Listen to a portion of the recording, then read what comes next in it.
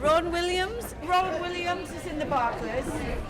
Today at the Guardian Hay Festival, it's all about religion, with two of the biggest names in the Anglican Church. We're all eagerly awaiting the arrival of Desmond Tutu, who's going to be giving a talk, but also, excitingly, leading prayers in the local church. And we've had the Archbishop of Canterbury, Rowan Williams, talking about everything from literature to the culture of the Anglican Church. Everybody is bustling around, talking cheerfully and in an upbeat sort of way. It's like being on an ocean liner, where all the staff are talking rather brightly and smiling at you rather too cheerfully, and you think, what's wrong?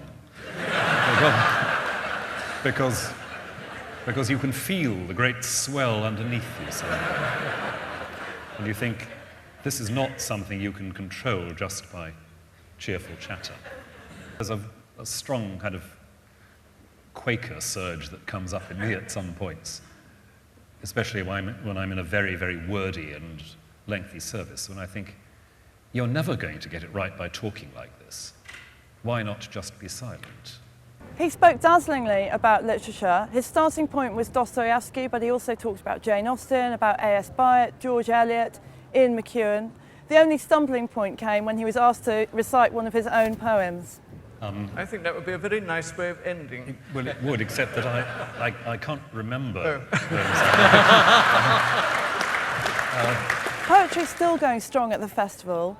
We've got Poet Laureate Caroline Duffy, we've got Roger McGough, and we've also had Lavinia Greenlaw, who's been here to deliver the 2009 Houseman Lecture. She came to talk to us back at the Yurt and told us about that curious moment when a poem seems to arrive in the head of the writer. When the poem suddenly makes sense to you, you stop thinking about the parts, because the poem starts happening. It is, as Robert Lowell said, an event, not the record of an event.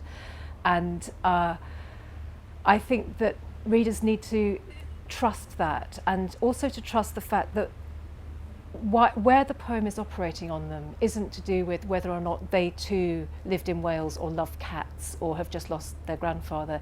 It is at the point of fundamental sensation, a sort of resonance of experience, which is much deeper than narrative or your individual particulars.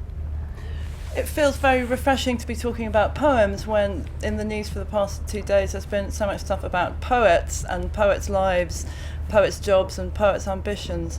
What's your view of what has happened with the Oxford Professor of Poetry and Ruth Bedell's resignation?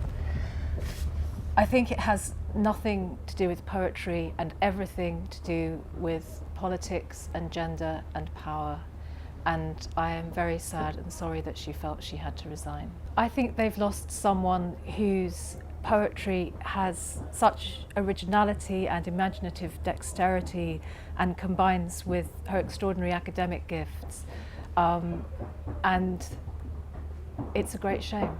We've had a little bit of TV glamour here as well.